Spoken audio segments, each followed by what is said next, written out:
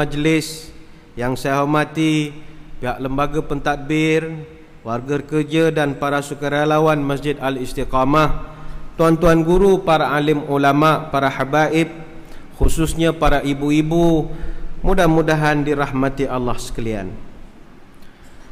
Hari ini di kebanyakan negara-negara di dunia sedang menyambut Mother's Day, iaitu kebiasaannya disambut pada Ahad yang kedua di dalam bulan Mei. Maka hari inilah yang jatuhnya Mother's Day, khususnya di Singapura dan beberapa negara yang lain. Dia tidak serentak. Tajuk yang akan kita bincangkan agak menyedih, iaitu tangisan seorang ibu.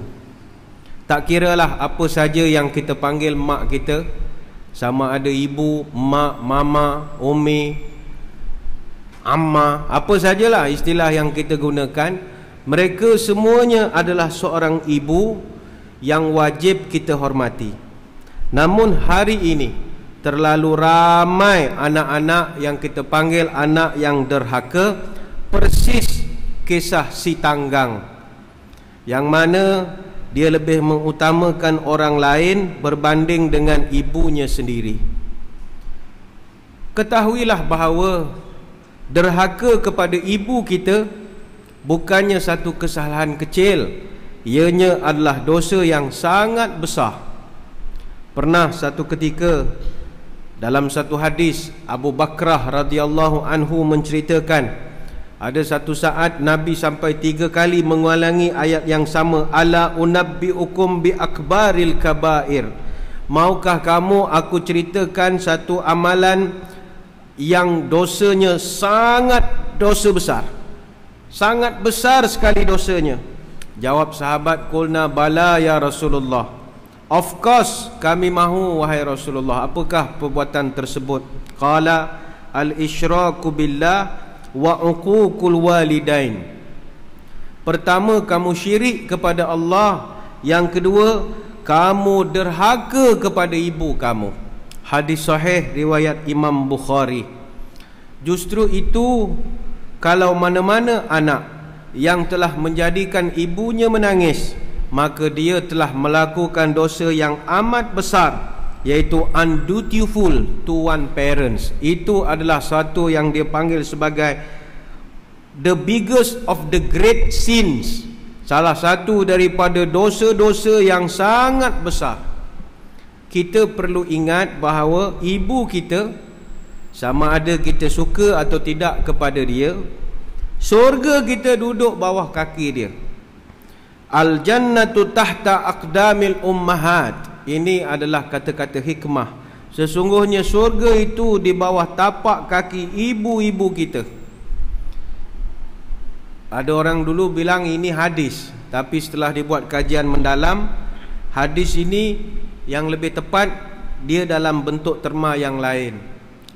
Hadis yang sebenarnya Nabi menyebut ilzamha fa innal jannata tahta aqdamiha. Tinggallah bersama ibumu kerana syurga itu terletak di bawah tapak kakinya. Tapi daripada hadis ini dijadikan kata-kata hikmah, al jannatu tahta aqdamil ummahat. Syurga itu di bawah tapak kaki ibu. Artinya, kalau ibu tidak redha hidup kita, maka syurga tidak akan dapat kita masuki. Ada satu peristiwa zaman Nabi SAW. Nabi nak mendirikan salat Idul Fitri. Nabi pergi ke hadapan, Nabi nak jadi imam. Tiba-tiba sahabat nampak Nabi angkat tangan seolah-olah berdoa, tapi doanya tidak kedengaran. Yang dengar hanya kalimat amin 3 kali. Amin, amin, amin. Selesai doa, sahabat datang kepada Nabi bertanya, ya Rasul, kami nampak Tuan berdoa, tapi doanya tidak kedengaran, hanya dengar amin saja 3 kali. Apakah doa itu ya Rasul? Kata Nabi, sebentar tadi Jibril datang, dia berdoa dan dia minta aku aminkan doanya. Apakah doa itu ya Rasul? Kata Nabi, yang pertama Jibril berdoa, ya Allah, jangan kau terima segala amal ibadah yang dilakukan di sepanjang bulan Ramadan oleh anak-anak yang derhaka kepada ibu bapa mereka. Dan Nabi jawab, amin. Yang kedua, kata Nabi, Jibril berdoa, ya Allah, jangan kau terima segala amal ibadat yang dilakukan di sepanjang bulan Ramadan oleh isteri-isteri yang derhaka pada suami mereka. Dan Nabi jawab, amin. Dan yang ketiga, kata Nabi, Jibril berdoa, ya Allah, jangan kau terima segala amal ibadat yang dilakukan di sepanjang Ramadan oleh orang yang tidak mau memaafkan orang lain. Dan Nabi jawab, amin. Bayangkan, segala amal ibadat yang kita lakukan sepanjang Ramadan, bangun sahur, pergi masjid sembahyang subuh, dengar kuliah subuh, kemudian baca Quran, nanti petang berbuka puasa, tarawih, baca Quran, tilawah Quran, semuanya itu tidak ada nilai kalau kita adalah anak-anak derhaka. Apa sebab? Kerana seperti kata Aisyah, bukan Aisyah radhiyallahu anha, Aisyah yang menyanyi itu, kata dia, surga itu di telapak kaki ibu. Surga itu duduknya di tapak kaki ibu. Duhai apakah gerangan budi balasan bagi insan melahirkan membesarkan. Sedih lagu ini kepada si tanggang yang ada di luar sana. Suruh dia pasang lagu ini balik nanti, pasang sampai petang. Hayati satu persatu mantra-mantra dan bait-bait kalimat di dalam lagu tersebut. Muslimin muslimat yang dirahmati Allah sekalian, apakah perbuatan yang boleh mengundang tangisan seorang ibu? Ada beberapa yang sempat saya catatkan. Yang pertama, perbuatan yang mengundang tangisan air mata seorang ibu, pertama sekali adalah apabila anak sudah mula engkar dan tidak patuh lagi kepada suruhan ibu. Apabila anak sudah tidak patuh kepada arahan ibunya, maka itu petanda dia sudah menjadi seorang anak derhaka. Kadang-kadang kita merasa sedih. Ada anak-anak yang diminta oleh ibunya melakukan sesuatu, tapi dia tak mau melakukan. Dia engkar perintah ibunya. Sedangkan banyak kisah-kisah kita boleh ambil pelajaran. Pagi tadi saya dah terangkan kisah seorang sahabat yang dijadikan tarafnya sebagai tabi'in kerana dia sepanjang zaman hidup zaman Nabi tapi tak pernah jumpa Nabi.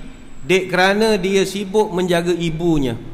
Nama sahabat ini ialah Uwais Al-Qarni, yang mana dalam satu hadis riwayat Muslim, Nabi SAW pernah beritahu kepada Umar dan kepada Ali, dua orang sahabat Nabi yang sangat kanan, senior. Nabi beritahu kepada mereka, ya Umar, ya Ali, idza laqaitum Uwaisul Qarni fatlubu ilaihi an yastaghfir lakuma fa innahu mujabud du'a. Hadis sahih riwayat Muslim. Wahai Umar, wahai Ali, kalau kau jumpa dengan Uwais Al-Qarni, kau minta dia doa ampunkan kamu, sebab doanya sangat mustajab. Semua orang tercari-cari, siapa ini Uwais Al-Qarni? Nabi kenal, tapi orang tak kenal dia. Nabi pun tak pernah jumpa dia. Selepas Nabi wafat, barulah dia muncul. Itu pun dia datang ke Madinah nak cari Nabi. Orang semua heran. Maknanya orang fikir, dia ni takkan tak tahu Nabi dah wafat. Dia tak tahu cerita. Apa sebab? Dia jaga mak dia di Yaman sana. Ketika dia perkenalkan dirinya Uwais Al-Qarni, terkejut semua orang. Sebab oh, inilah dia rupanya lelaki yang pernah disebut oleh Nabi dahulu.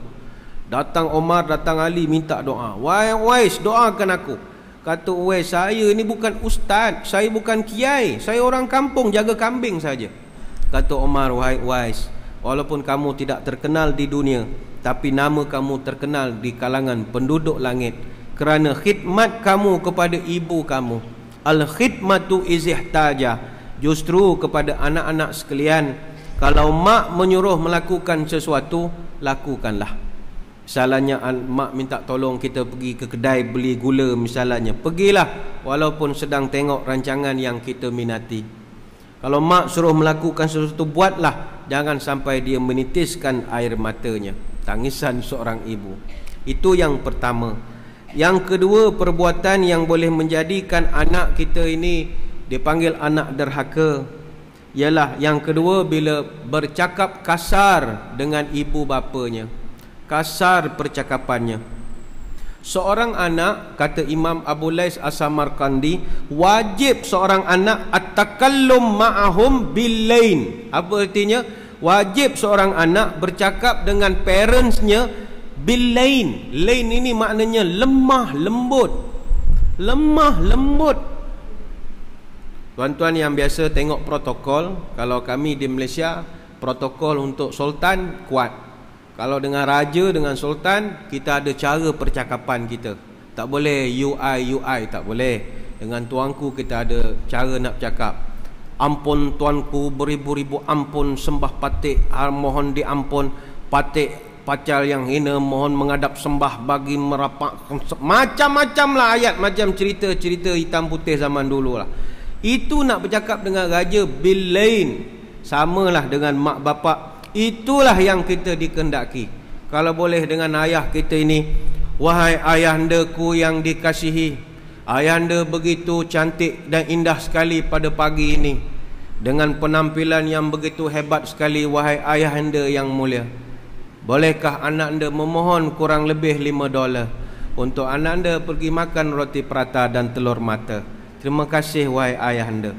Kan ayah kan lagi suka kalau anaknya cakap begitu. Mak pun begitu. Wahai bonda ku sayang, maukah bonda? Kita ada rasa seronok kalau anak kita bercakap begitu. Itu sebab dalam Quran ada larangan khusus, sehingga kan Allah terus taruh contoh, iaitu wala taqul lahuma uffin. Anak-anak, kau jangan cakap dengan mak bapak kau kurang sangat, lebih-lebih sangat, kurang lebih tak boleh. Kau mesti hormat sama dia, dan jangan kau cakap pun pada dia. Macam misalnya mak kita bercakap dengan kita, kita gitu. Tak boleh, tak boleh. Dengan mak, dengan bapak tak boleh. Sekarang kalau puan-puan, tuan-tuan tengok, kita mungkin rasa, adakah anak-anak yang kepada mak bapak? Sekarang anak-anak dia tak kepada mak bapak dia. Ni tak ada. Tapi dia tangking mak dia. Ramai sekarang. Dia herdik mak dia. Saya selalu tengok benda ini berlaku kalau orang yang mana mak dia itu, dia suruh jaga dia punya anak. Itu saya selalu tengok. Mak dia dah jadi dia punya bibi. Anak sibuk, balik rumah, tengok anak pampers tak tukar lagi. Dia punya pampers dah 1 kilo. Berat dah belakang. Mana daripada pagi tak tukar pampers. Punggung dah merah dah tak tukar-tukar. Pampers murah timbang kati punya pampers. Dia dah tak tukar.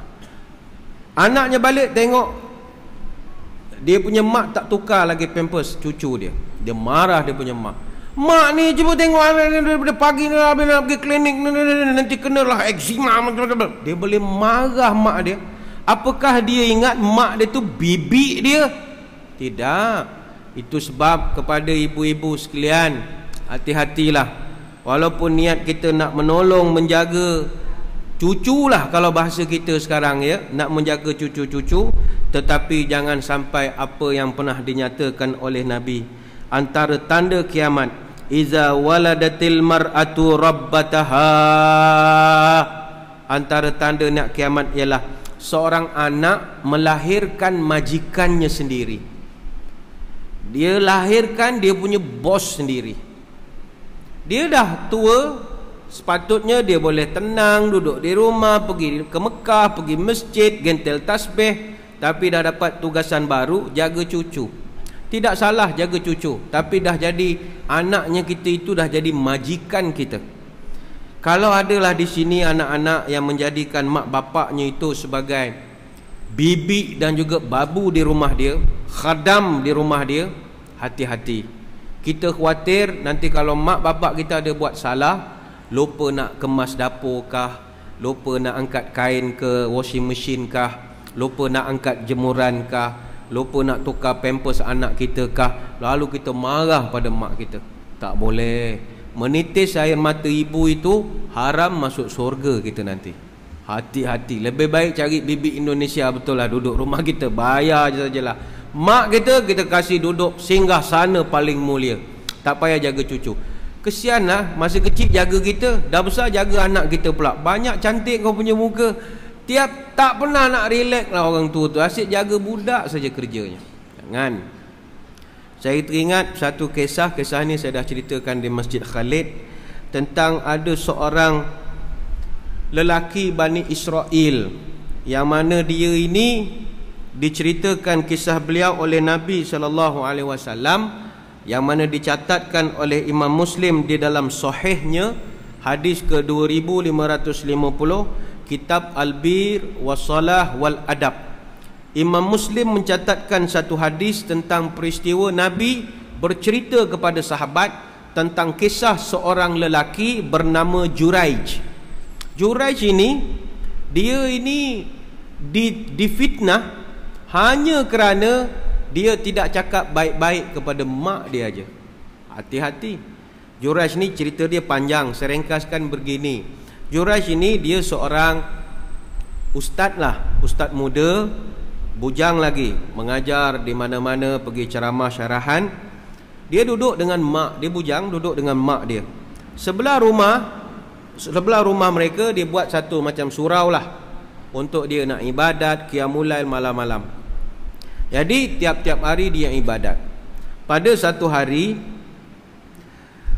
mak dia duduk di rumah, Juraij duduk di surau. Juraij ketika itu sedang solat. Lalu mak dia panggil Juraij.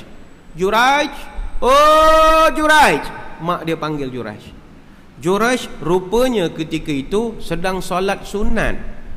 Sedang solat sunat. Solat sunatnya pula yang solat yang panjang-panjang ini. Dia pun berhenti, ummi salati, ummi salati, ummi salati. Aku ni nak jawabkah, nak teruskankah? Nak jawabkah, nak teruskankah? Kalau aku stop semayang rugi, tinggal satu rakaat lagi. Kalau tak jawab, mak kecil hati. Apa macam mau buat?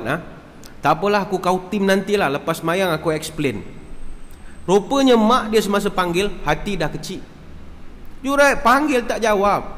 Maknya ketika itu marah. Mak dia pun tak tahu Juraij sedang solat.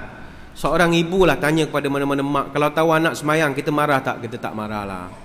Tapi mak dia tak tahu. Lalu mak dia ketika itu marah. Oh Juraij, dalam hati, kau samsing sekarang mentang-mentang kau dah jadi penceramah ustaz, ramai orang hormat kau, kau sombong sama mak kau Kau jaga wahai Juraij. Mak dia telah berdoa, Allahumma la yamutu Juraiju hatta yanzura fi wajhi mayamisi. Ini Nabi cerita. Nabi cerita, mak Juraij telah berdoa, ya Allah, jangan kau matikan Juraij hinggalah sampai dia tengok ada pelacur akan fitnah sama dia. Mak dia marah punya pasal. Ini mak jenis garang punya mak. Anak tak jawab, dia terus maki aja ni. Ya Allah, kau jangan matikan anak aku selagi dia tak kena fitnah dengan seorang pelacur. Maya miss, kata mak dia. Jadi Juraij pun dah habis solat, pergilah jumpa mak. Mak panggil saya, mak, aku tak nak cakap dengan kau. Mak dah mengajuk. Tak nak cakap. Alamak, janganlah marah. Mak dia mengajuk juga. Cerita ni saya ringkaskan, panjang cerita ni. Bertahun-tahun kemudian adalah berlaku satu kejadian. Juraij ni bila dah jadi seorang yang popular, ramai orang dah tak suka. Kita jangan ingat bila kita popular ramai orang suka. Orang tak suka lagi ramai. Jadinya ramai orang dah mula dengki tengok dia. Maka ketika itu orang-orang di kampung dia sudah mula melakukan konspirasi untuk nak menjahanamkan dia. Buat fitnah, buat konspirasi, buat character assassination, macam-macam. Tapi gagal. Sebab Juraij ini tetap ramai dia punya anak murid dan pengikut. Jadi apa mereka buat? Yang jahat ini, konspirator ini, akhirnya mereka dapat satu akal. Mereka upah satu pelacur. Kan mak ada doa, dia upah satu orang pelacur profesional. Tugasan pelacur ini, kau goda Juraij sampai dia zina dengan kau. Kau pastikan kau zina, kemudian kau hamil anak Juraij tadi. Bila kau hamil, kau buat announcement, kemudian kau tuduh dia yang penyebab kau jadi beranak, mengandung begitu. Jadi pelacur ini setuju. Mereka buat kontrak, sign agreement, bayar deposit dulu, balance nanti siap kerja baru bayar balance. Professional. Dia pun ambil deposit, duit cengkeram dia ambil, dia pergi goda Juraij. Ketika itu dia goda Juraij dalam surau sedang zikir. Perempuan ini, Nabi cerita ni, perempuan ni naik atas surau, dia goda lah Juraij. Dia buat tarian tiang, tiger show, macam-macam joget lah, macam-macam passion lah. Wah.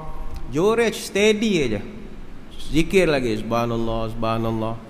Dia goda Juraij, goda. Juraij steady. Juraij boleh beritahu kepada kakak ini, kakak, sudahlah kakak, pergi balik.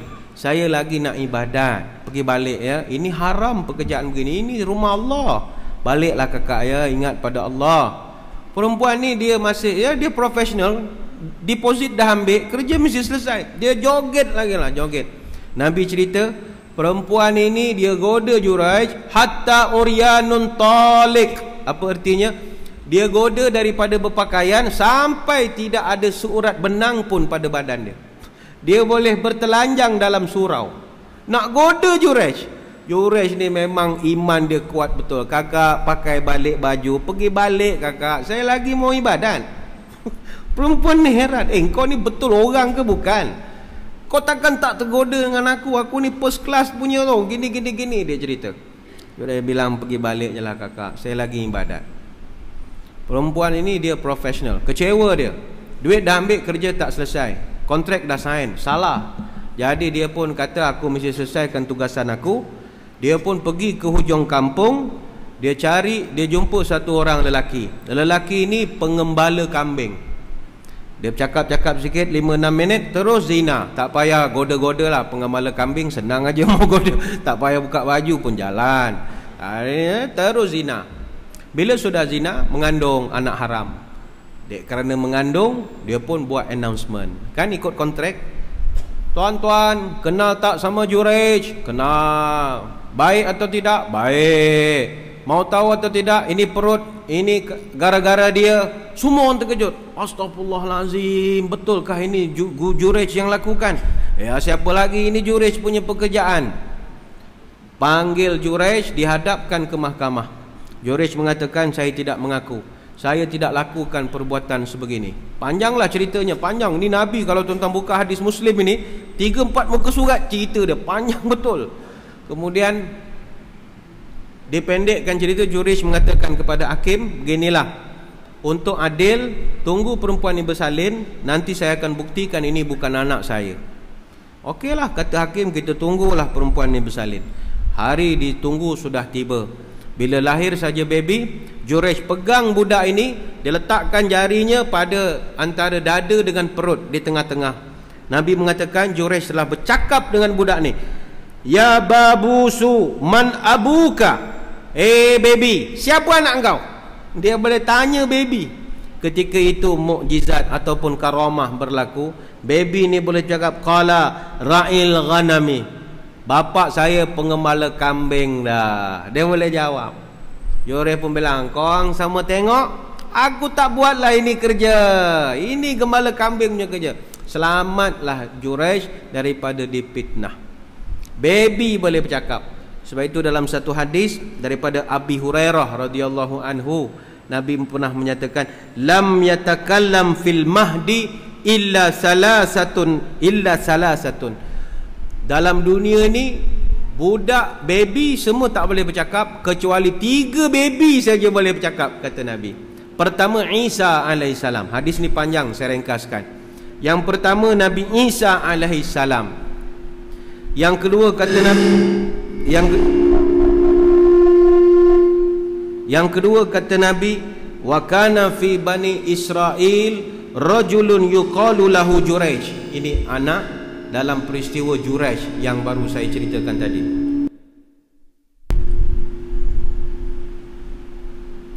Baby yang ketiga kata Nabi, wa kanat imra'atun turdi'u ibna laha min bani Israel. Baby yang ketiga bercakap masa kecil. Nabi cerita ada satu zaman Bani Israel, dia seorang ibu bawa anak, dia bawa susu anak. Tiba-tiba lalu satu lelaki handsome betul, gentleman. Dia jenis smart lah, smart. Jadi mak ni tadi bila tengok orang handsome, dia pun cakap, kalaulah anak aku dah besar, nanti minta-minta lah dia jadi handsome macam orang itu. Itu kan normal, puan-puan pun begitu. Tengok Hindustan, Hrithik Roshan, minta-minta lah anak aku jadi Hrithik Roshan. Mukanya, bukan perangainya. Tengok muka Brad Pitt, handsomenya Brad Pitt, mudah-mudahan anak aku macam Brad Pitt. Contoh, ketika mak dia cakap begitu, anak dia, baby lagi boleh berarah mak dia. Saya tak nak jadi lelaki tu mak, saya nak jadi orang lain. Terkejut mak dia. Rupanya orang lelaki yang lalu tadi orang jahat. Dia muka handsome tapi dia bunuh orang, dia rogol orang. The baby boleh cakap, jangan main-main. Jadinya Juraij ini antara contoh kisah seorang manusia yang difitnah dek kerana mak dia kecil hati saja sama dia. Belum nangis, baru kecil hati saja. Justru kepada anak-anak derhaka sekalian, janganlah bagi mak kecil hati. Kalau dia minta tolong sesuatu, jangan sampai kita tidak membantu dan bercakap pula dengan bahasa yang kasar-kasar. Ada orang kalau mak dia memanggil, dia jawab dengan acuh tak acuh. Kakak mari sini. Macam lembu lah anak dia. Sebab itu jangan bagi anak susu lembu. Bila besar dia cakap pun macam lembu. Abang mari sini. Itu minum susu lembu lah tu. Kalau dia minum susu ibu, lain cara dia. Lain cara dia. Banyak sekarang anak lembu saja. Kakak, abang mari sini. Itu lembu Australia, lain sikit. Walhal Nabi pernah satu ketika dia bercerita, Lau adraktu walidayya aw ahaduhuma wa qad aftahtu salatu wa qara'tu fatihatul kitab. Nabi pernah berangan-angan. Kata Nabi, saya ni tak ada mak bapak lah. Saya lahir-lahir bapak dah tak ada. Kecil-kecil mak pula meninggal. Saya tak pernah rasa perasaan dipanggil oleh mak bapak. Jadi kata Nabi, lau adraktu walidayya aw ahaduhuma, kalaulah saya ni ada mak bapak ataupun salah seorangnya masih lagi hidup, waqad aftahtus salah, dan ketika itu saya sedang solat dan saya baru nak baca Fatihatul Kitab. Maknanya Nabi Allahu Akbar, Bismillahirrahmanirrahim, Alhamdulillahi Rabbil Alamin. Kata Nabi, kalaulah ketika saya semayang itu, mak bapak saya panggil saya, Muhammad, oh Muhammad, nescaya kata Nabi, aku sanggup batalkan semayang aku dan aku akan jawab labbaik. Apa makna labbaik? Coming. Itu Nabi punya angan-angan. Tapi kata Nabi, aku tak ada lah, mak tak ada, ayah pun tak ada. Itulah wahai anak-anak sekalian, nanti kalau mak kita panggil, Ahmad, coming, datang. Itu cara kita meraihkan mak kita yang masih ada. Itu yang kedua. Apakah perbuatan yang boleh menyebabkan tangisan seorang ibu? Yang ketiga, mula hilang rasa hormat dan hilang perasaan sayang kepada ibu kita terlebih dahulu. Kalau kita tengok sekarang, ramai anak-anak dia sudah tak respect sama dia punya mak. Apa tanda kita boleh lihat? Contoh, kalau dia bercakap dengan mak dia, dia tak pandang muka mak dia. Ini apa punya anak? Dia tak tahu pandang muka mak dapat pahala. Sama banyak pahala pandang Kaabah. Ini kita bercakap dengan dia, dia pandang sana pandang sini ya. Bela hantu raya ke? Orang tak suka pandang mata orang ni, dia bela hantu tuan-tuan. Atas sana bawah dia tak nak pandang orang. Anak sudah jadi hantu raya. Apa lagi budak-budak sekarang, dia tarik muka depan mak dia.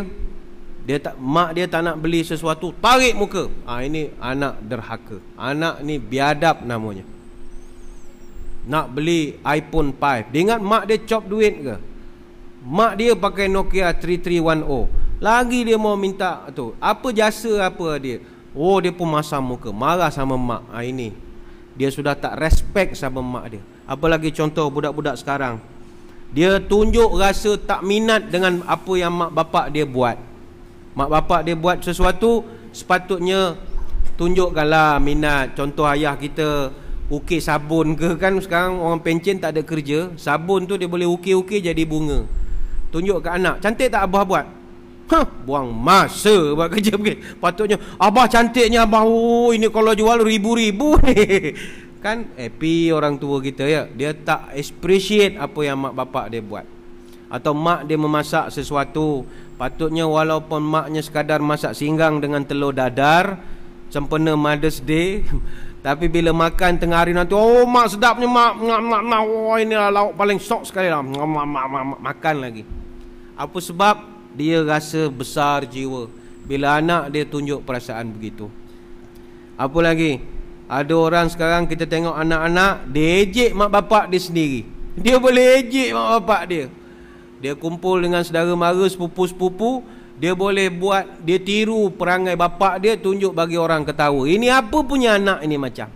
Dia boleh pelekeh mak bapak dia depan saudara mara. Tak boleh. Sepatutnya kita depan saudara mara mesti tunjuk ayah kita, mak kita legend, mak bapak kita otai, tak ada orang boleh kacau punya. Itu. Dan yang terbarulah saya tengok, budak-budak sekarang dia trend barulah, bila salam cium tangan mak bapak, bagus. Tapi dia bukan cium tangan, dia taruh dekat dia punya dahi lah. Ini mana punya ajaran tuan-tuan? Salam dah macam Ultraman pula begini dah. Nama pun cium. Ada orang cium dengan dahi? Tak ada cium gitu. Cium-cium lah. Jadi balik ni kita train balik anak cucu kita. Cium tangan, cium betul. Muah. Kalau ada bunyi lagi, cium. Macam tu. Kalau nak bodek duit ke apa, cium banyak lagi. Sampai siku. Itu dapatlah $50. Cium. Saya fikir benda-benda kecil begini kita kena train. Kalau tak anak kita tak respect kita nanti. Dia cium pakai dahi je. Macam ni. Marilah kita hormat kepada mak kita. Marilah kita sayang kepada mak kita. Mak kita sayang pada kita, dia tak cerita saja dia punya sayang. Berapa besar sayang mak kepada seorang anak? Balik nanti, tuan-tuan puan-puan yang ada internet, buka YouTube, carilah lagu Kasihnya Ibu yang dinyanyikan oleh Syarifah Aini. Menitis air mata kita. Kasihnya Ibu membawa ke surga. Menangis kalau anak-anak si tanggang ni kalau dengar lagu itu. Bagaimana seorang ibu dia sayang pada kita. Hanya orang yang ada mak saja tahulah. Hanya ada orang yang pernah tengok mak, isteri dia jadi mak, baru dia faham. Anak kita masa kecil, nyamuk seekor pun kita tak bagi usik. Tak bagi usik. Anak kita demam, kita tak tidur. Bayangkan dah besar, dia boleh ejek-ejek saja kita. Menangis mak ni tadi. Balik nanti dengarlah lagu Syarifah ini tu ya.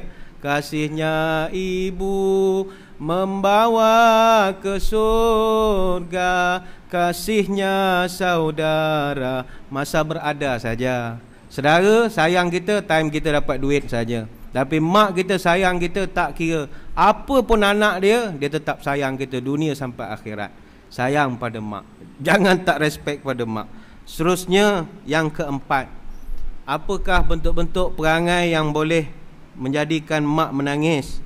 Iaitu dia ceritakan keaiban keluarga dia kepada orang luar yang tak berhak mendengar pun kisah itu. Contoh anak kita perempuan, kita ada problem dengan mak bapak, dia cerita sama dia punya boyfriend. Boyfriend, bukan boyfriend, boyfriend. Boyfriend. Kita punya anak lelaki, dia cerita dia punya masalah sama dia punya girlfriend. Girlfriend. Apa tak boleh. Sebarang masalah dalam family, kau gaduh dengan kau punya mak, kau gaduh dengan kau punya ayah, kita boleh settle. Jangan bawa keluar. Baik itu sering saya sebut di mana-mana, parent terbaik adalah parent yang anak dia jadikan dia tempat bercerita. Itu sebab kalau tuan-tuan di sini, Kalau anak dia tak pernah miss cerita masalah dekat dia, tuan-tuan, best punya parent. Tapi sekarang mak bapak mana nak dengar anak punya masalah? Dia marah anak dia banyak masalah. Dia kan ambil anak sekolah, anak naik saja kereta, abah hari ni kan dalam kelas kan saya kena nak, kau diam lah, kau ni banyak betul lah cerita. Budak tu tak boleh nak cerita. Akhirnya balik rumah cerita kat pokok aja. Pokok, tadi aku kat sekolah. Dan bapak dia daripada kecil tak nak dengar dia punya cerita. So lepas ni tuan-tuan, kalau anak cerita dengar aja lah. Wow, cukup lah. Nanti dah besar, setiap perkara berlaku dia akan cari kita dulu. Mak hari ni kan mak ada orang nak kat kita, mak dia hantar surat, mak. Sebab daripada train kecil kita train gitu. Tapi pada anak-anak jangan bawa keluar lah masalah ataupun bercerita hal buruk-buruk tentang anak-anak kita, mak kita. Itu yang keempat. Yang kelima, perbuatan yang boleh melukakan hati seorang ibu adalah tidak berdoa kepada mereka, tidak mendoakan mereka. Seorang anak, kata Imam Abu Lais As-Samarqandi, ayastaghfir lahuma wa yad'u lahuma wa yatasaddaq anhuma. Seorang anak wajib dia minta ampun on behalf mak bapak dia.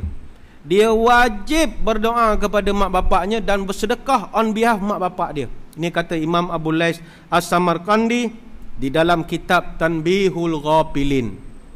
Macam tadi tuan-tuan beri sedekah, beri sumbangan derma. Selain daripada derma daripada kita, seorang anak juga dituntut derma on behalf dia punya parent. Contoh tadi, lalu tabung kita taruh $1, contoh, atau $2. Taruh $2, ini duit saya niatnya. Datang satu lagi tabung, keluar lagi $2. Ini untuk arwah ayah saya. Duduk mana? Jalan Bahar ke mana tak kira lah. Ini dia duduk sini. Jadinya seorang anak memang dituntut begitu.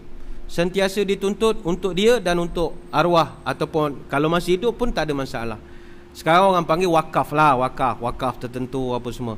Itu tuntutan seorang anak. Dia mesti minta ampun untuk mak bapak dia. Baik itulah kalau kita rujuk dalam Quran, banyak sungguh ayat Quran yang Allah ajar secara direct supaya seorang anak doa guna ayat Quran. Contoh, kita boleh rujuk dalam surah Al-Isra ayat 24. Direct Tuhan ajar macam mana nak doa kepada mak bapak. Al-Isra 24, apa kata Allah? Rabbirhamhuma kama rabbayani saghira. Ya Allah, ya Tuhan, peliharalah mak bapakku sebagaimana mereka pelihara aku masa aku kecil dahulu. Nampak? Direct punya ayat, tak perlu tafsir. Allah Ta'ala suruh kita doakan mak bapak. Dalam surah Ibrahim ayat yang ke-14, direct juga Allah Ta'ala gunakan doa. Tuhan sebut, Rabbana ghfirli wali walidayya walil mu'minina yawma yaqumul hisab. Ya Allah, ampunkanlah aku, ampunkan kedua mak bapakku dan sekalian orang-orang mukmin pada hari terjadinya hari kiamat. Kita doa. Begitu juga kita boleh rujuk doa Nabi Nuh alaihissalam dalam surah Nuh ayat ke-28. Nabi Nuh berdoa, Rabbighfirli wali walidayya waliman dakhala baiti mu'minan walil mu'minina wal mu'minati, sampai habis ayat. Ya Allah, kata Nabi Nuh, ampunlah aku, ampunlah ibu bapakku, ampunkanlah orang yang memasuki rumahku, ampunkanlah orang yang beriman kepadamu. Ini doa Nabi Nuh alaihissalam. Dan ada doa Nabi Sulaiman, Allah rakamkan dalam surah An-Naml ayat 19. Rabbi auzi'ni an ashkura ni'mataka allati an'amta alayya. Ya Allah, anugerahkan aku kekuatan untuk tetap bersyukur kepada nikmatmu dan nikmat yang kau kurniakan kepada kedua orang tuaku. Artinya seorang anak dia mesti doa mak bapak. Kalau dia bagi alasan, saya tak tahu nak doa ustaz, Quran ada kan? Quran dah susun bahasa, artinya ada kewajipan di situ. Itu yang kelima. Yang keenam, perbuatan yang boleh menjadikan mak bapak, khususnya ibu kita sedih adalah memanggil mak bapak kita dengan panggilan yang tidak hormat. Contohnya panggil dengan nama ataupun panggil dengan gelaran-gelaran yang buruk. Ini tidak respect betul lah. Contoh sekarang anak-anak, walaupun dia nak bergurau, tapi dia kena ingat bapak dia tetap bapak dia, mak dia tetap mak. Kalau mak bapak kita ada buat salah, kita respect juga. Sebab saya pernah dengar ada orang dia panggil dia punya bapak orang tua nyanyuk. Ada. Orang tua nyanyuk. Nyanyuk betul lah orang tua ni. Dia mungkin bapak dia salah jalan. Bawa kereta, anak duduk belakang, patut masuk kiri, masuk kanan. Orang tua nyanyuk ni, orang kata kiri, dia masuk kanan juga. Pekak agaknya. Tak boleh, ini bapak engkau. Kalau mak kita, mak lah. Tak boleh kita cakap begitu. Sebab mereka ini betapa dan siapa pun, mereka tetap adalah mak bapak kita. Tuan sekalian, bila sebut betapa dan siapa pun mereka, mereka tetap mak bapak kita. Ada satu kisah, saya dah bawakan 2-3 tempat. Kisah zaman Nabi Musa. Nabi Musa ini dia berdoa nak jumpa dengan partner dia dalam surga. Saya ringkaskan, Allah pun tunjuklah mana kawan kau dalam surga. Dia pun pergi cari, dia tengok budak ni biasa aja. Rupanya budak ni masuk surga sekali dengan Nabi Musa sebab salah satu amalan dia ialah dia suap mak dia makan. Dan menurut setengah riwayat, mak yang dia suapkan itu bukan mak manusia biasa. Mak dia adalah seekor khinzir. Mak dia, bahasa kitanya babi lah. Kan dalam Quran ada cerita sekumpulan umat zaman Nabi dulu disumpah menjadi babi. Antaranya mak dia, ada setengah riwayat menyatakan mak dia tu khinzir. Bayangkanlah, dia suap mak dia makan. Dapat jadi jalisa Musa fil jannah, jadi kawan Nabi Musa dalam surga. Sebab itu ada orang semalam dia tanya saya, Ustaz, kalau mak saya ni tak semayang punya orang, mau taat ke Ustaz? Ayah, jangan kau tak semayang. Kalau mak kau Kristian pun kau kena taat sama mak. Kalau mak kau Yahudi pun kau kena taat sama mak. Kalau mak kau monyet pun kau kena taat pada mak. Masalah dia tak semayang, itu dia dengan Allah. Doa pada Tuhan supaya dia dapat taufik hidayat. Tapi masalah hormat, mesti menghormat. My holy mother mesti ada. Begitulah. Itu yang keenam. Yang ketujuh, apa yang menyebabkan tangisan seorang ibu apabila anak menyusahkan hati mak bapak? Contoh yang sering kita lihat, pertama, selalu minta sesuatu di luar kemampuan mak bapak.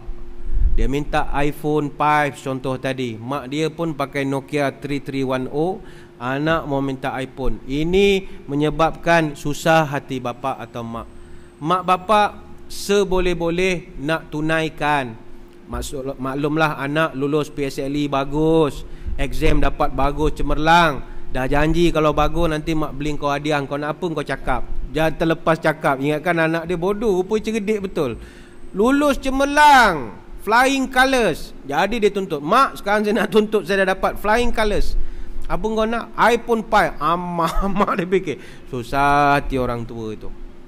Ataupun kita tengok sekarang, anak-anak keluar malam tanpa kebenaran. Itu mak jadi susah hati. Mak dia jadi susah lah. Bila anak tak balik ni kita susah hati. Kita tak tahu di luar apa jadi. Kalau anak kita perempuan lagi kita susah hati. Entah hidup ke mati ke duduk di luar sana. Yang lelaki keluar tak balik, kita susah hati. Entah-entah kang dia ikut budak dadah ke, dia ikut buat rompak orang.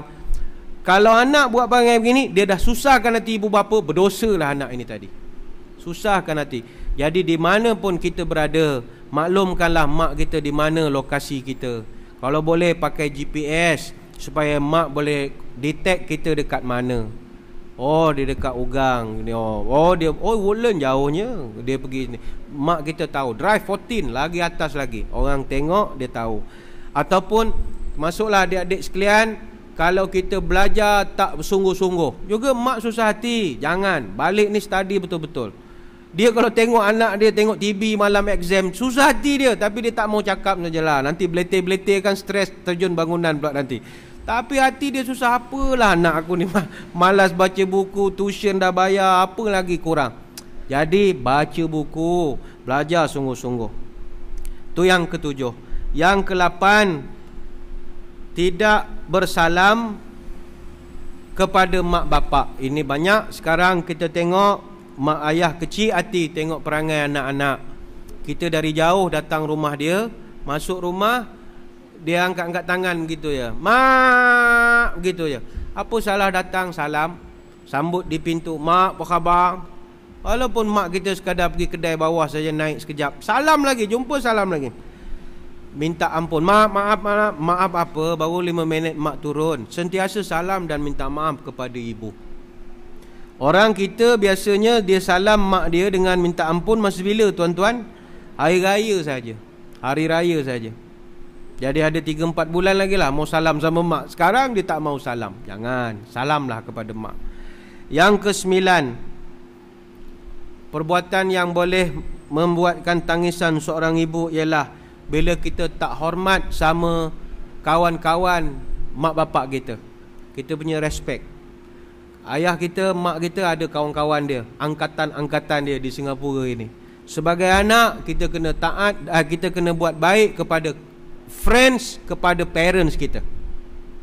Sebab dalam satu kaedah yang disusun oleh Imam Abu Lais As-Samarqandi, kata dia, seorang anak mestilah an yasil qarabatuhuma au asdiqahuma. Seorang anak dia mesti jaga hubungan kawan-kawan mak bapak dia dan juga saudara mara mak bapak dia. Contohlah, katalah mak bapak kita dah meninggal, kawan-kawan dia masih hidup, umur dah barangkali 80-an, 90-an. Kalau ada kesempatan, kita ada ruang masa pergi ziarah. Ziarah, Assalamualaikum pakcik, kenal lagi saya. Engkau siapa? Saya anak arwah. Oh, engkau macam muka mak kau masa muda dulu. Dia pun ceritalah. Besar, mak kita dalam kubur senyum oh. Bagus betul anak aku. Dia boleh jumpa ke kawan aku balik. Itu memang tanggungjawab. Ramai anak-anak sekarang, bila mak bapak meninggal, kawan-kawan mak bapaknya pun dah tak ada, putus. Nak datang ziarah pun dah tak boleh. Anak-anak tak kenal. Anak-anak tak kenal. Baik itu saya ingin berkongsi dengan tuan-tuan, kalau boleh tuan-tuan daripada sekarang, kalau ada anak-anak, bila jumpa kawan-kawan, bawa anak sekali. Bawa anak sekali. Anak kecil-kecil kan? Anak tak apa. Anak kecil-kecil tak apa. Nanti kita bawa rumah kawan-kawan kita, kawan-kawan kita akan kenal dengan anak-anak kita. Anak-anak kita kenal pula kawan-kawan kita. Nanti dia dah besar-besar, dia akan ingat, oh pakcik ni saya ingat dulu masa kecil arwah ayah selalu bawa rumah pakcik. Rumah pakcik ada ikan kan, kat depan kan, pakcik beli ikan kan, kami selalu usik ikan tu kan. Engkau ingat. Nah, jadi dia jadi seronok. Sekarang anak-anak kita tak kenal kita punya kawan. Apa sebab? Kita punya kawan semua duduk dalam telefon. Mana anak-anak mau kenal? Arwah ayah kaki Facebook, mana aku tahu dia punya kawan duduk kat mana? Jadi kenalkan kawan-kawan kita. Kemudian yang ke-10, antara masalah anak-anak hari ini ialah membiarkan ibu bapanya terus-terusan buat maksiat atau buat dosa. Itu tak boleh. Kalau mak bapak kita buat silap, jangan biarkan. Kalau kita sayang mak bapak kita, tak mahu mereka masuk neraka, mesti bantu mereka. Biasa yang kita tengok, kalau mak sedang sakit, jarang anak ingatkan mak tentang solat. Lepas ni kena ingatkan. Sebab semayang wajib. Sama ada dia sehat ke, dia sakit ke. Sebab semayang tak ada kompromi. Tak boleh berdiri ustaz, macam saya punya mak sakit, tak boleh diri, duduk. Dia pun duduk pun tak boleh, punggung semua tulang dah rapuh. Tak boleh duduk, baring. Dia tak boleh baring ustaz, dia punya belakang sakit. Tak boleh baring belakang, menerap. Dia tak boleh menerap ustaz, dada dia kan sempit, mengering. Oh dia tak boleh mengering ustaz, dia lemas, dia paru-paru dia tutup belah sini. Pakai tangan. Oh dia punya tangan dah tua ustaz, osteoporosis, tak boleh pakai tangan. Pakai kepala. Oh dia punya kepala lagi tak boleh goyang ustaz, apa macam. Pakai mata. Mata pun tak boleh ustaz, dia tak faham apa kita cakap. Tak boleh mata, pakai hati. Hati pun tak boleh, dia nyanyuk ustaz. Tak boleh pakai hati, panggil orang, semayangkan kau punya mak. Inna lillah wa inna ilaihi raji'un. Artinya sampai mati semayang. Jadi kalau ada sini ibu bapa yang sedang sakit, habis majlis kita, tengok dia punya solat bagaimana. Mungkin adik-beradik lain marah, awak ni mak sedang sakit, solat. Jangan, ini bekal untuk dia. Bekal untuk mak. Pergi cakap elok-elok lah, mak nak semayang, saya ambilkan wuduk ya.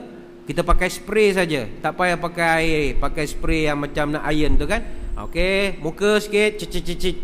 boleh, tak ada masalah. Fatwa membenarkan. Pakai spray. Okay, mak semayang baring aja. Kiblat mana? Nagoya boleh, Tokyo boleh, mana-mana. Orang sakit no problem aja. Mak semayang. Mak boleh 4 rakaat sambil baring mak. Kalau baring mak 80 rakaat pun boleh buat mak. Apa masalah? Mesti pastikan mak bapak kita jangan duduk dalam dosa. Jangan duduk dalam dosa. Ataupun kalau mak kita misalnya mengumpat, dia mengumpat menantu kakak ipar kita kan, dia mengumpat muncung-muncung mulutnya itu kan.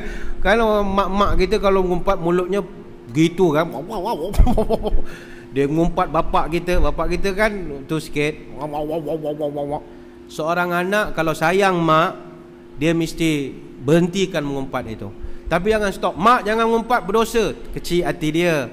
Cerita hal lain lah. Dia cerita, bapak kau ni apa nak jadi? Mak, Ultraman mak tengok semalam. Cerita yang paling baru, Ultraman lawan raksasa mak. Inilah bapak kau ni, mak tengok cerita Spiderman lagi. Ceritalah Spiderman banyak kan, Ultraman, Iron Man, Superman. Ubah topik. Jangan biarkan mak kita buat maksiat kalau kita sayang mak kita. Seorang anak yang sayang mak, dia tak akan biarkan mak dia masuk neraka. Tapi teknik kena betul lah, nanti dia kecil hati pula dengan kita. Kau ingat aku bodoh? Aku tahulah mengumpat berdosa, tapi hati aku sakit, kau tahu atau tidak? Tukar cerita Ultraman sajalah, ya. Tu yang ke-10. Yang ke-11, mendahului ibu bapa. Mendahului ibu bapa. Apa makna mendahului ibu bapa? Seorang anak dia tidak boleh awal daripada mak bapak.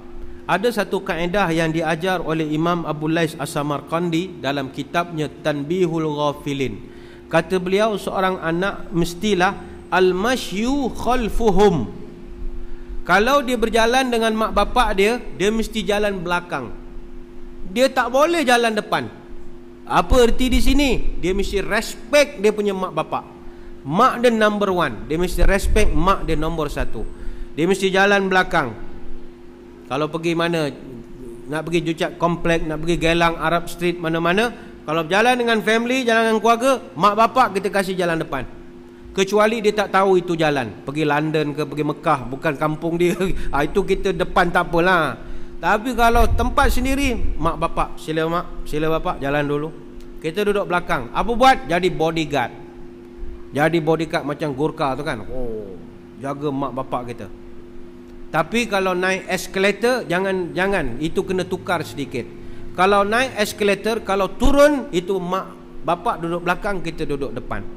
Sebab nanti kalau dia jatuh, kita tahan dia. Kita jadi bodyguard. Tapi kalau naik eskalator, kita duduk belakang mak bapak kita. Begitu juga kalau nak naik lift. Kalau kita nak naik lift, nak masuk lift, kita masuk dulu ataupun kita biarkan orang keluar dahulu. Kita tengok siapa yang cepat sajalah. Siapa yang cepat, dia dululah. Kalau terhege-hege, masuk dulu. Tapi mak bapak kita aulawiyat. Dia mesti dapat priority nombor 1. Itu sebab hari ini kita kena ajar anak-anak kita, kalau makan, jangan makan selagi mak bapak tak makan. Ini lambang hormat pada mak bapak. Kan hari ini anak-anak kita panggil, mari sini makan cepat. Bapak engkau dah siap dah ni nak makan. Dah makan dah mak. Ini apa punya anak? Dia boleh makan sebelum bapak dia. Ini tak hormat punya anak. Balik ni kita tukar. Lunch tengah hari, semua orang mesti duduk. Tuan-tuan, kadang kita malu dengan mak saleh. Orang putih walaupun tak semayang, samsing, muka macam-macam, tapi time makan family. Family pegang tangan macam ni. Allah berkatilah rezeki kami. Amin. Makan. Baru ni makan. Itu orang putih. Ada sekarang saya tengok dalam Discovery Channel, tiap-tiap minggu, The Dark Dynasty. Dark Dynasty ni satu keluarga di Amerika, jutawan. Dia bisnes jual barang-barang itik aja. Dia buru itik. Di Amerika kan ada orang suka tembak itik. Jadi dia ni jual senapang itik, alat-alat itik, topi itik, baju itik. The Dark Dynasty. Dia orang ni macam mana sibuk pun mesti makan dengan family.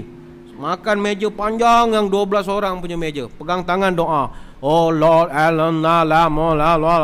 amin. Baru makan. Mafia, kita tengok. Mafia, ada satu Discovery Channel. Seorang mafia, dia tidak boleh diiktiraf mafia kalau dia tidak letakkan makan bersama family sebagai priority. Sebab itu cerita-cerita mafia kita tengok, cerita Godfather ke, Godfather Bonanno ke mana-mana, mesti tradisi Godfather makan dengan family. Duduk satu keluarga makan. Mafia Itali, taruh napkin sini makan. Wow. Tapi family. Sebab itu kita balik ni tengah hari, kita kena buat satu sistem, family mesti makan sekali. Jangan bapak makan sini, mak makan depan TV, anak makan atas katil bilik, adik dia makan buai depan. Ini apa punya family? Ini caca marba, gol benda tu keluarga 69. Tak boleh. Panggil semua makan. Mesti respect kita punya family. Kemudian kalau boleh jangan tidur sebelum mak bapak tidur. Kepada anak-anak, jangan tidur sebelum mak bapak tidur. Kalau kita nak jaga family, pastikan mak bapak dah tidur, baru kita tidur. Ini kalau anak dah besar-besar lah. Tapi kalau anak kecil-kecil, lebih baik tidurkan anak dululah. Kalau tak, tuan-tuan pula tak tidur sampai pagi nanti. Dia senang aja nak bagi budak-budak tidur. Ada tasbih kat rumah kan, cabutkan tasbih tu, baling atas lantai, suruh dia kira. Kau kira ramai-ramai, kau masuk balik dalam. Lama-lama dia tidur lah. Dia tidur sambil pegang tasbih semua. Jadi je, inilah 11 perkara kurang lebih yang kita bincangkan, yang menjadi suatu aspek terpenting untuk seorang anak mengelakkan diri dari terjebak. Iaitu tangisan seorang ibu bererti jauhlah kita daripada surga Allah. Maka kalau dapat 11 perkara itu kita lakukan, kita amalkan, kita cuba elakkan, mudah-mudahan kita adalah anak-anak yang soleh.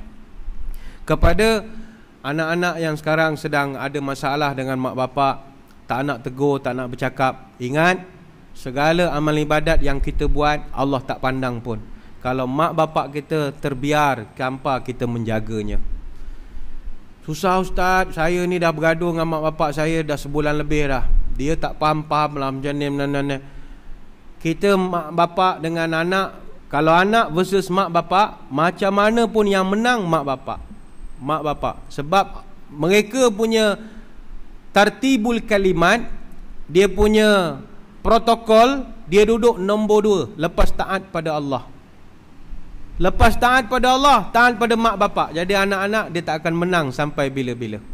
Justru respect lah kepada ibu bapa kita. Kalau rasa hati ni degil, keras lagi tak nak respect, balik ni buka YouTube. Lagu yang saya cadangkan, pertama lagu Ayah dan Ibu Sudirman. Ayah dan ibu, ayah dan ibu, itu confirm nangis. Kalau orang yang maknya bukan pokok lah, kalau mak dia orang, dia mesti nangis punya. Yang lagu Uji Rashid tadi, lagu Uji Rashid, lagu Syarifah Aini, kasihnya ibu membawa ke surga, itu confirm nangis. Yang ketiga, dengarkan Aisyah, bukan radhiyallahu anha, Aisyah, surga itu di telapak kaki. Banyak lagi lah lagu-lagu pasal ibu. Orkes Al-Suraya pun ada. Buatlah yang baik pada ibu bapa, lang dunia, bagi menggitang geletar dia menyanyi. Kesian kita mendengar. Itu tak sedih sangat. Banyak aku Piramli pun ada. Ibu itu kurang sedih sangat. Yang penting siapa ada mak bapak, appreciate lah, jagalah. Bagi kami, saya dah tak ada, mak saja ada. Jadi dah ada kekurangan. Puan-puan, tuan-tuan yang tak ada mak bapak, apa rasa? Tak ada apa-apa rasa lah. Kita rasa kalaulah mereka ada, aku akan buat macam-macam. Sayang kepada orang yang ada lagi mak bapak tapi dia tak appreciate langsung mak bapak dia. Ayo, habis majlis ini, baliklah ke rumah masing-masing, pergi jumpa mak bapak, ajak dia pergi makan. Kalau boleh makan, kita suapkan dia special hari ini. Mak, hari ini mak duduk sebelah, saya suap mak satu-satu. Apa yang kau suap? Aku pandai makan lah. Hari ini Mother's Day, kita suap. Suap mak makan. Mak tak ada gigi, bagilah makan yang lembut-lembut. Jangan roti prata yang pagi tadi, dia tak boleh nak kunyah. Cari makanan yang lembut-lembut, bagi mak makan. Hari ni saya ingat Singapura banyak buat promotion lunch, brunch untuk nak sempena Mother's Day. Walaupun ada ustaz-ustaz yang marah, oh ini semua Yahudi, ini semua Israel. Tapi kita nak mak kita bukan selalulah, ya. Saya kira sekadar itulah sembang-sembang pada tengah hari ini. Saya mengucapkan ribuan terima kasih atas perhatian. Mohon maaf sebarang kekurangan. Mudah-mudahan bertemu kepada lain-lain kesempatan. Kepada para ibu sekalian, kami mengucapkan selamat Hari Ibu. Terima kasih kerana sudi mengandung, melahirkan dan terus mengasuh kami setakat hari ini. Tanpa ibu, kita tak akan wujud di atas muka bumi ini. Sekadar itu, tutup dengan doa, mudah-mudahan ada barakah. A'udzubillahi minasyaitonir bismillahirrahmanirrahim. Allahumma aftah lana qulubana fi talabil ilmi warzuqna ikhlasa fihi wal amalu bihi wa nashru bihi hatta ya'tiyanal yaqin. Rabbi zidna ilma wa wasi' fi rizqina wa barik lana fima razaqtana waj'alna mahbuban fi qulubi ibadika wa azizan fi uyunihim waj'alna wajihan fi dunya wal akhirah wa minal muqarrabin ya katsiran nawal ya hasanal fi'al ya qa'iman bila zawal ya mubdi'an bila misal falakal hamdu wal minnatu wasyaraf ala kulli hal. Allahumma barik lana fi Rajab wa Sya'ban wa ballighna Ramadan. Ya Allah, berkatkan umur kami pada bulan Rajab, berkatkan umur kami pada bulan Sya'ban, panjangkan umur kami dapat bertemu dengan bulan Ramadan. Wassallallahu ala sayyidina Muhammadin wa ala alihi washabbihi baraka wasallam. Walhamdulillahirabbil alamin. Wabillahi taufik wal hidayah. Wassalamualaikum warahmatullahi wabarakatuh. Wallahu a'lam.